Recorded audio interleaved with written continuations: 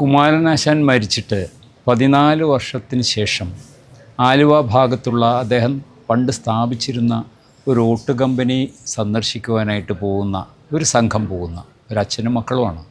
ഒരു കഥയുണ്ട് രാജേഷ് കെ നാരായണൻ്റെ കഥാസമാഹാരത്തിൽ.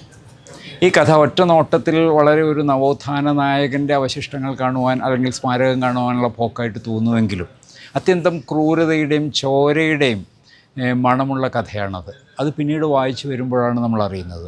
ഇത്തരത്തിൽ അദ്ദേഹത്തിൻ്റെ ഓരോ കഥയ്ക്കും, ഇപ്പോൾ കരിമീൻ എന്ന കഥ തന്നെ എടുക്കുക.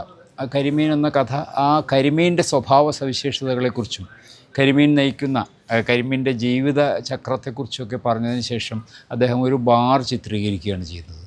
ആ ബാറിനകത്ത് നടക്കുന്ന അല്ലെങ്കിൽ ബാറിന് പുറത്ത് നടക്കുന്ന ഒരു കൊലപാതകവും അതിന് ചുറ്റിപ്പറ്റിയുള്ള ഒരു പ്രേമത്തിൻ്റെ അവസാനമാണ് അവിടെ സംഭവിക്കുന്നതെന്നൊക്കെ പിന്നീടാണ് വെളിപ്പെടുന്നത്.